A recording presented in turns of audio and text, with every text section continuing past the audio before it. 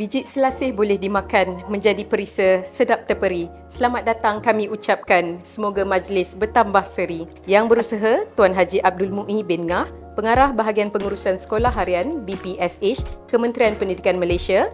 Yang berusaha Puan Sabrina binti Jamaluddin, Timbalan Pengarah Sektor Pengurusan Sekolah JPN Perak.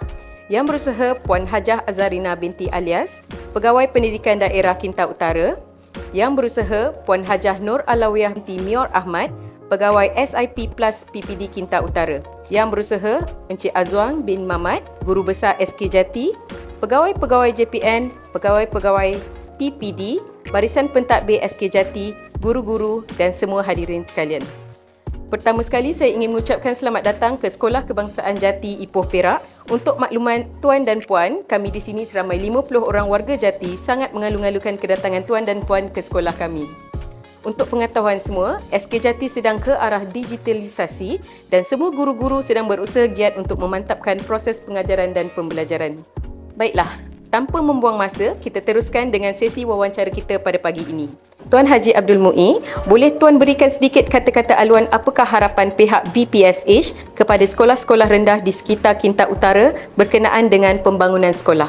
Terima kasih. Jadi, kalau tanya saya lah berkenaan dengan pembangunan sekolah di Kintau Utara, paling tak bukan untuk memastikan bahawa segala permasalahan berkaitan dengan proses pengajaran dan pengajaran di Kintau Utara berjalan lancar dan tidak ada isu berkaitan dengan permasalahan untuk PDP berkaitan dengan pembangunan.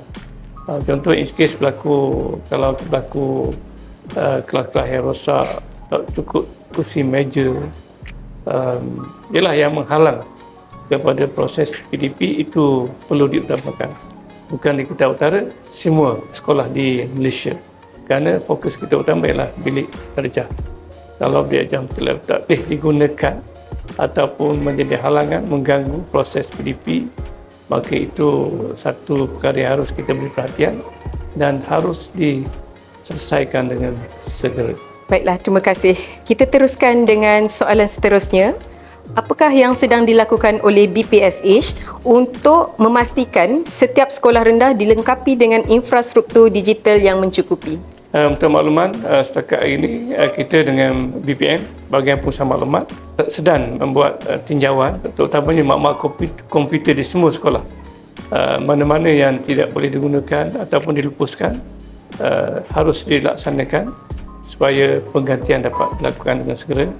Dan kita di BPSH pun sentiasa mengingatkan kepada semua sekolah, terutamanya pemimpin sekolah, memastikan bahawa seboleh-bolehnya setiap murid ada peranti.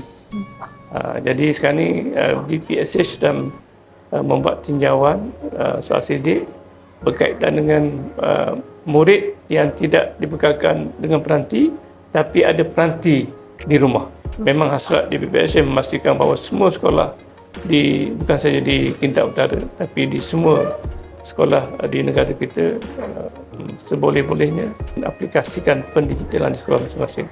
Baiklah, kita teruskan dengan soalan seterusnya. Adakah BPSH menyediakan latihan untuk guru-guru untuk meningkatkan kecekapan mereka dalam pengajaran digital? Memang setiap tahun kita ada bidding, ada buat allocate untuk latihan guru.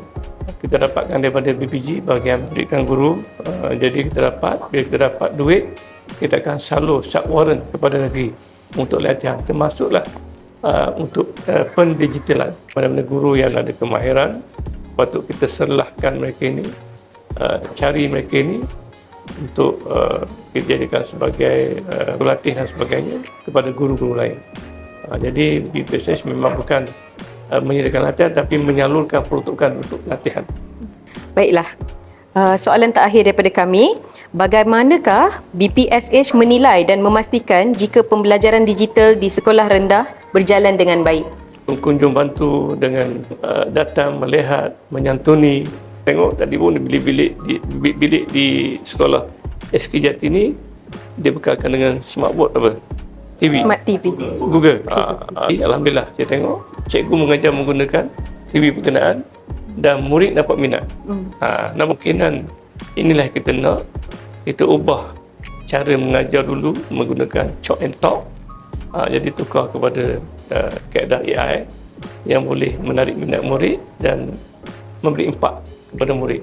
Jadi kalau mereka tertarik dengan proses pengajaran guru menggunakan kaedah digital, jadi inilah BPSS akan memastikan bahawa inisiatif yang dilakukan oleh guru besar, pengetua, bukan sahaja mengharapkan daripada KPM, menggunakan saluran yang dibenarkan melalui komuniti, PIB Cash dan sebagainya untuk mendapatkan sumbangan.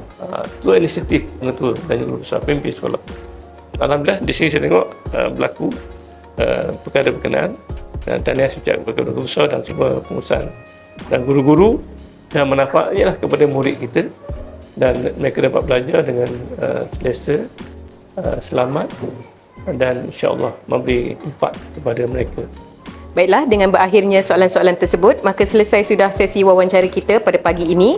Sekali lagi, warga SK Jati mengucapkan setinggi-tinggi penghargaan dan ucapan terima kasih kerana memilih sekolah kami antara destinasi lawatan. Nasi lemak buah bidara, sayang selasih hamba lurutkan. Andai ada tersilap bicara, ampun dan maaf kami pohonkan. Apa yang kurang dicaci jangan, ilmu yang baik jadikan panduan. Selepas ini, jangan serik untuk datang. Kami sentiasa menanti kunjungan. Sekian, terima kasih.